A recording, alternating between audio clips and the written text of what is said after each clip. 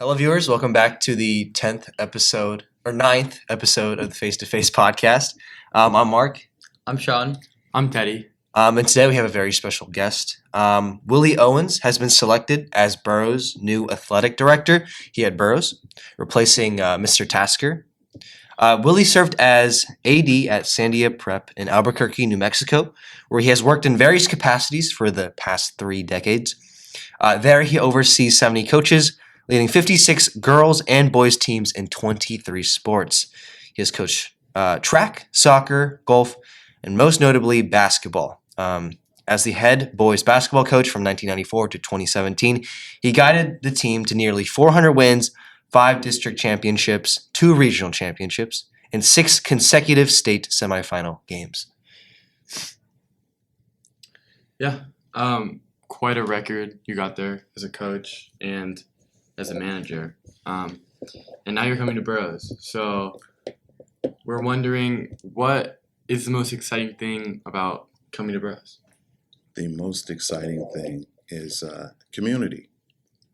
Just seeing the community. I got a chance to experience the district championship game, basketball boys against the rivals. Yeah. And just seeing how, everyone showed up, for that game, and to see the enthusiasm and the excitement that rivalry, contends within my CDS. I was excited, and I knew that, okay, this is the place. This is going to be great. So what a wonderful community here, at Burroughs. Some great coaches, great student athletes. I can't wait to get started. How is that experience different or the same from your past experiences? Very similar. The person that hired me at Sandia Prep, his name is Dick Heath, and Dick Heath served as a principal here of the 9th and 10th grade before he took the head position at Sandia Prep. I came out of college green, and he hired this young man that didn't know much about, overall athletics. I was a former football player in college, and I didn't know Which anything college? about athletics when it comes to directorship. I played football at the University of New Mexico. Okay. What position did you play? I played running back. Running back? Yeah. All right. So you're fast, huh? I'd say so. Yeah. So you start off in Albuquerque. So have you moved here yet? Not yet. Not yet? Okay. Okay. In that process, it's going to be a long process because 30 years being at a particular Right. place, Yeah. set down a lot of roots and a lot of great friends and good relationships. Not only that is the physical moving of stuff. Yeah. From Albuquerque to Burroughs is going to be a long process, and we are ready and excited about being here. Yeah, I imagine it's bittersweet to leave so much behind, especially friends, which you were saying. So how do you think it will be setting up like a new community in St. Louis? New friends, are you excited for like that experience? No question. I believe that when I did my interview, which was the Monday of Thanksgiving week, so it was right before Grandparents' Day, I got a chance to experience some of the things that were very unique about John Burroughs, as well as Sandia Prep, meaning that the week of Thanksgiving, you have a bunch of alums that come back just to say hi. And that let me know that I was in the right place, because I was in interviews with certain people and former students kept coming by.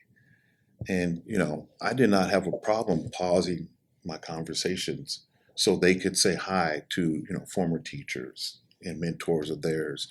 And that's where I knew that this community is great, as well as Sandia Prep. How do you think that this community and the brotherhood in the community can help impact the sports that go along with it? Well, it's very unique when you take a look at the support that the Burroughs community has for each other. You know, as I mentioned, going to the MICDS game and just seeing the student support there. And it was everyone from baseball to tennis to lacrosse, Yeah. everyone that just came together to cheer on the basketball team. And my second experience was at spring break. When I was on spring break, you guys had just came back, and I experienced the girls' lacrosse game against MICDS. And there was also another student section. So just taking a look at the support that you give each other, to me, that was very unique. It's very organic, and it shows the similarities between the schools, that you're a small community and everyone knows each other. Yeah. And it's important that they get out and support each other. I agree. In St. Louis now, this is where you're going to reside after this long moving process. Have you been to any St. Louis sports games? Because we recently, within the past few years, got an MLS team, which is super exciting. And Soccer, we also have yeah. the Cardinals. Yeah, of course, the Cardinals. We have the Blues. A lot of exciting sports. I haven't been to a hockey game. I have been to a Cardinals game. I've yet to see St. Louis City. I say that because, they're new. Yeah. And I hear tickets are hard to come by. Yeah. Which is, it's a great thing for the city. Would I love to attend? Yes, for sure. But you have to also understand that as an athletic director, you're around athletics 24/7. So sometimes you need a break. Yeah. Yeah. I used to own season tickets to the University of New Mexico football because I'm an alum. Yeah. After my second year as an athletic director, realizing that I'm only going to attend maybe 1 or 2 football games, I had to give up my season tickets because, after having athletics for 6 days a week, on that rare Saturday that I don't have an event, why would I want to go see another Exactly. event? Yeah.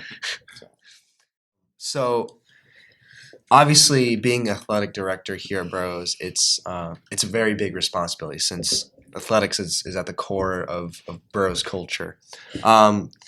So, how do you wish to impact the athletics at Burroughs going forward?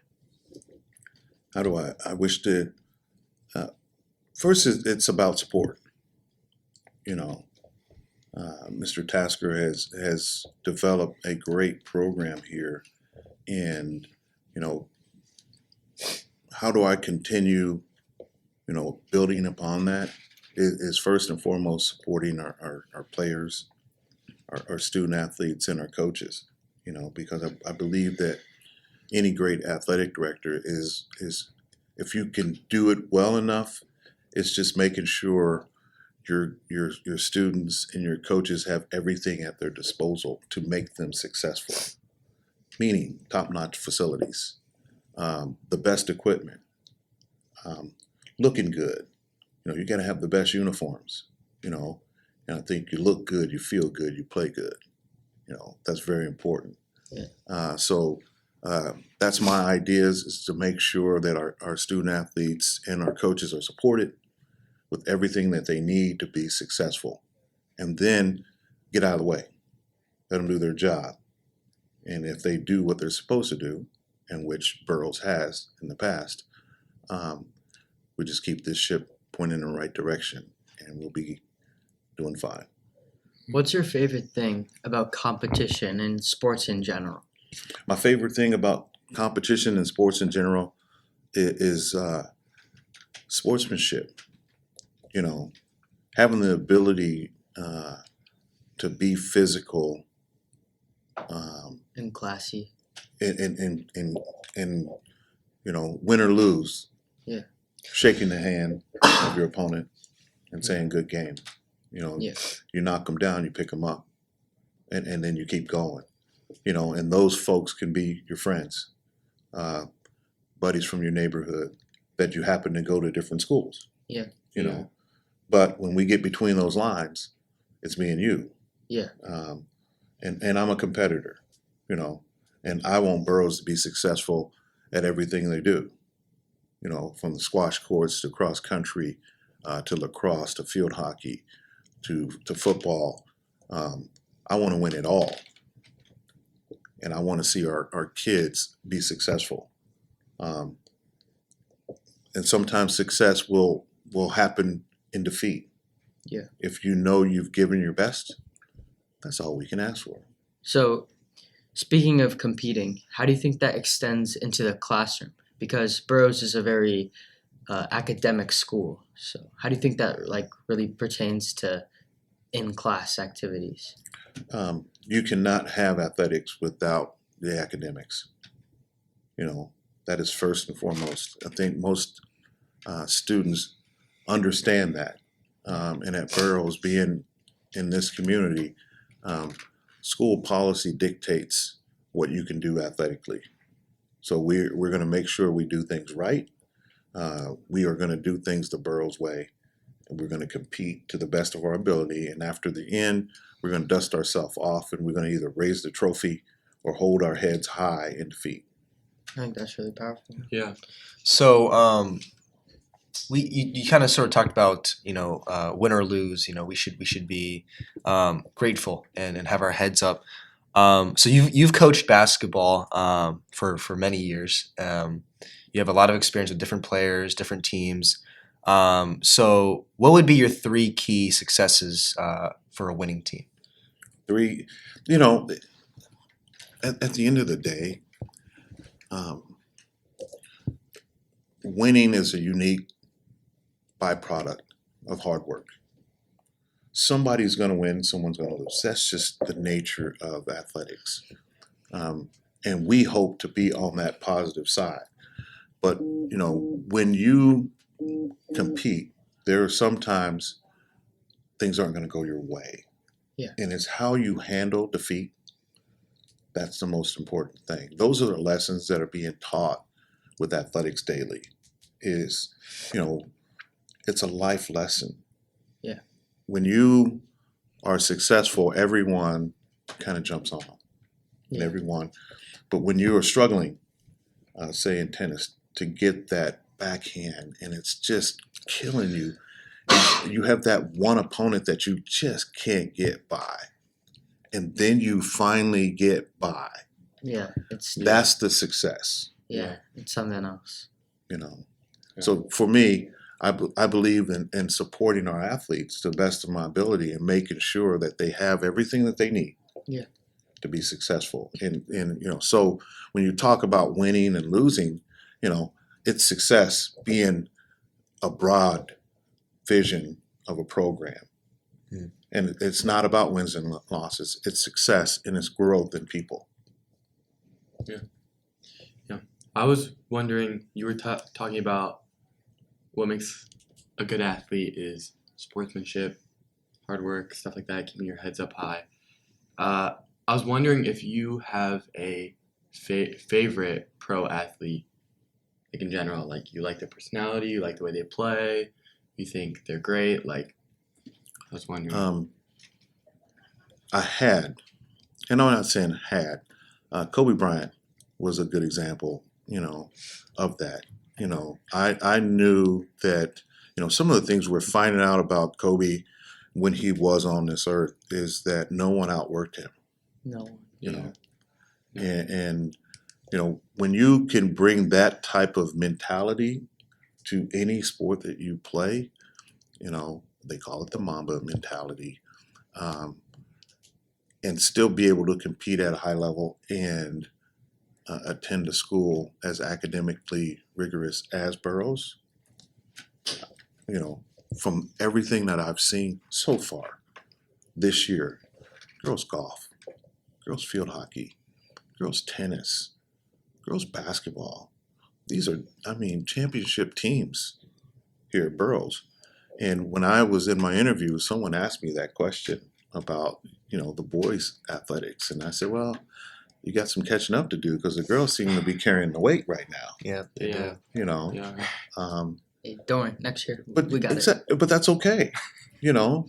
And sometimes, you know, the pendulum swings that way. the girls are really doing well right now. The talent level on the girls' side is unbelievable. But, you know, who's to say it's not going to swing? You know, and what you really want is you want the balance. You want to be good at both boys and girls athletics. Yeah. You know, I agree. But right now it is swinging towards the girls. Yeah. But boys, we need to step it up. Yeah, we do. Yeah.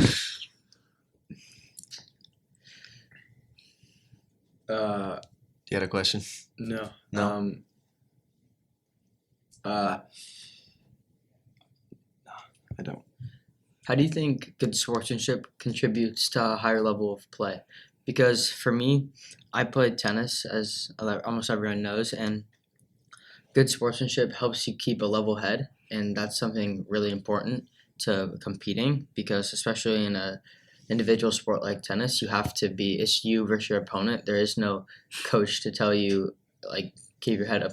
Obviously, in college, it's a little bit different, but for the most part, it's really up to you to keep that level head and not lose your cool. When it comes to individual sports like tennis and golf, you know, it is really the mental part of the game, and you just hope that the support is there for the student athletes, and I mean it in a very good way.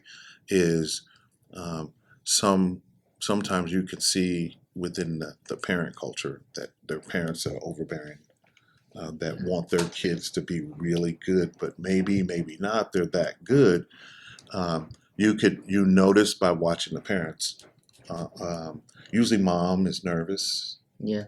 you know, and dad is kind of the pacer, you know, wanting to get this done. I mean, that's just a typical Yeah. typical deal there. When you see the parents who are just there to support and not there to kind of coach, that's where you get the level-headed athlete that can handle defeat a lot better than an athlete whose parents are the opposite, who are kind of overbearing and putting a lot of pressure on them. So I think a lot of Burroughs parents are wondering, you know, about you. Obviously, I guess I want to ask some, you know, like questions that are a bit more personal. So what was your journey in athletics as a high schooler, from football to college football? Wow. You know, I was a pretty good athlete in high school. I went to a public school in Kansas City, and I had the opportunity to go on and play football on a scholarship. And I wouldn't have had that opportunity if I wasn't in athletics. So I got the chance to go to a Division I school at New Mexico and play. And what it helped me do is we didn't win a lot at New Mexico. And, you know, it does develop character. Yeah. You know, when you have to lose, you know, now you're trying to figure out and find out ways that are going to help you win. Yeah. You know, you uncover rocks of yourself. You know, what do I need to do to get over the hump? You know, losing teaches a lot more than winning, because winning can cover up some of your deficiencies. Yeah. You know, as an 100%. athlete, if you win all the time and you don't face good competition, then that's a false pretense about how good you really are. Yeah, you're not getting better Right. at that point. So as you know, I journeyed through college and being able to have the opportunity to get and stay at my very first job. Sandia Prep was it. That was the job I got out of college. And I started out there coaching track, coaching soccer. I did not know what offsides is. But learning from some of the great coaches that were there on our staff at that time. One of my mentors, his name was Juan Ramos, and Juan just passed last month, Sorry to hear taught that. me the game of soccer. And just learning under him, I coached soccer for 8 years at Sandia Prep. And just got to grow within the game and love the game, and figured out, how to coach it. You're talking about going from zero knowledge to, Yeah. actually helping, coach teams and coaching our midfielders and our forwards and working on their skill sets. Win some, learn some. No Yeah. question. And the part of it was I coached at the lowest level, but I was also a varsity assistant. So, You got to see both sides. getting to see the development of the kids that can't trap the ball when you first get them. And, by the end of the season, being able to, not only trap the ball, get their heads up and be able to find people. So going from the basic skills to championship level soccer, because when I was, as an assistant soccer coach at Sandia Prep, we won over 3 championships. Wow. We were at the verge of at one time winning 8 in a row. Like we won 4, then we lost, and then we won 3 more. But it was a great experience for me. Just learning the game.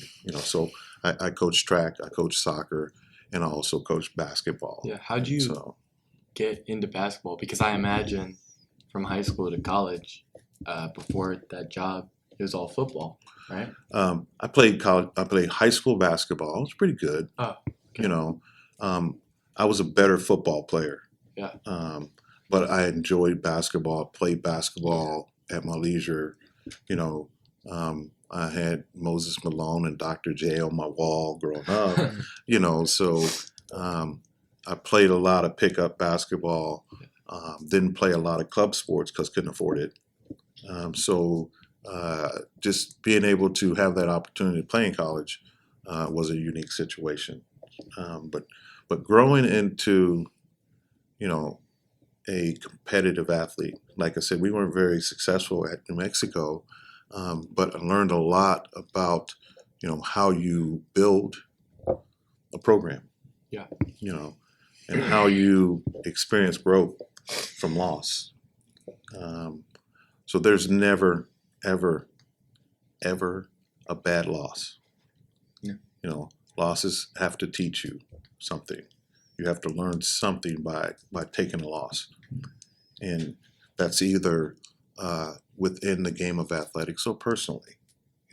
There's always growth from having the opportunity to be successful, having the opportunity to grow from your path of of a loss, getting up, dusting yourself off, and getting back to work.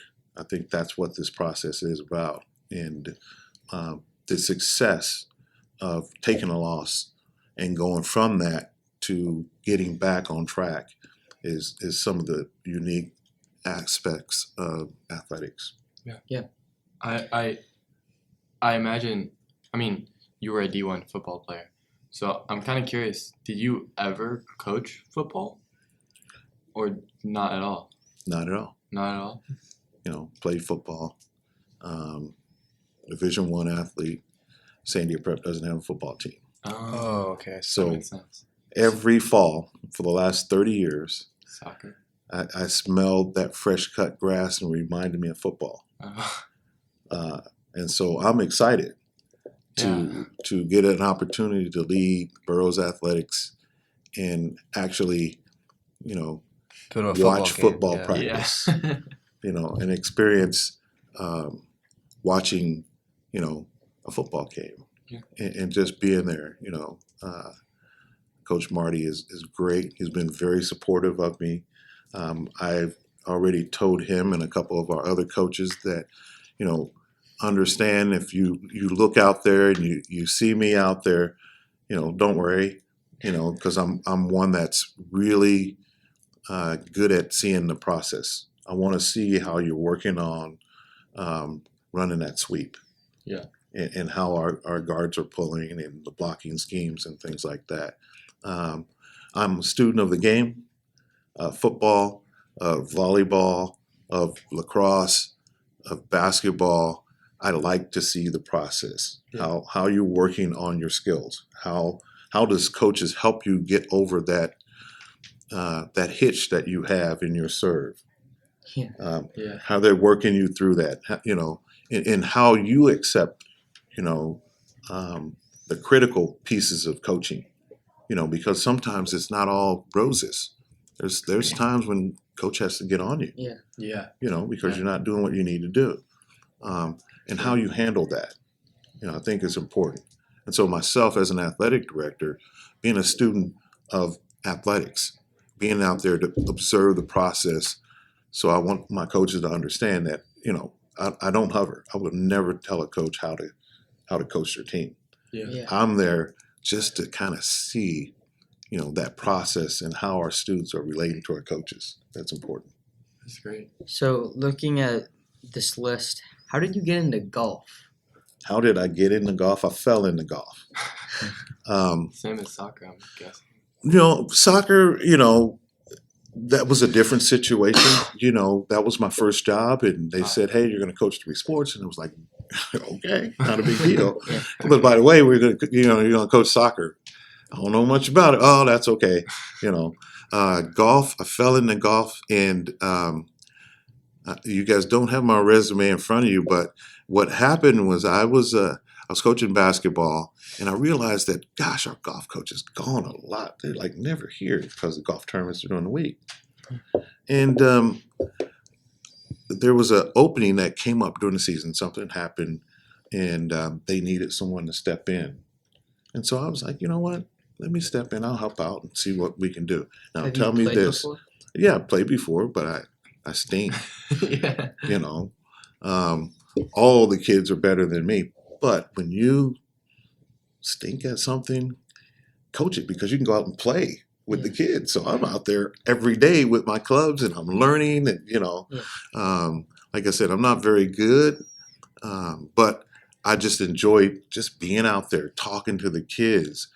Because usually golf, like I said, individual sports, it's more about the mental part. Yeah. And so, 100%. Especially golf. Right. And as a golf coach, what can I tell you about your game? Actually, nothing, because I don't, I stink. So I'm just having conversations with kids just to kind of, what, it's all right. It's all good. I see where you place that shot. Don't worry about it. Just relax and breathe and think about the next one. Yeah. It's probably so- super helpful actually to get To have some sort of emotional support, I guess. Yeah, to have something to bring you out of it so you can really focus back in. Especially in golf, because often people miss shots just because they're too tense, and just relaxing and swinging through the ball just almost makes the world different, like when you're playing golf, especially golf. So that's how I fell into golf, and I did it for 8 years. Wow. Before I became a dean, which is kind of like our principals here. Yeah. I became a dean, and I had to give up either coaching golf or coaching basketball.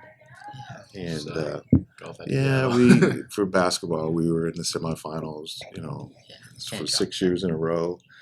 And, just trying to get over that hump as a coach is like, I really love this basketball thing. I had some really good players. So when I became a principal, it was like, what do I have to give up?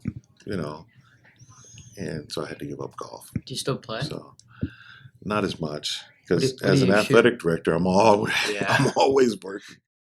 So do you have any kids that play sports? I have 2 adult kids. My son is an attorney here in St. Louis. My daughter's a chemist in Kansas City. We have 2 grandchildren, ages 2 and 4, that are here in St. Louis. And just, my daughter has pets, and actually, my daughter was married a week before I interviewed here. Oh, she's married. Yes. Okay. Oh, Congratulations. Yeah. That's great. And her husband is one of my former players. He's 6'8". Wow. 6'8". 6'8". Oh wow. Like you. He's not 6'8". I'm You're not 6'8". 6'8". I'm 5'2". But yeah. Okay.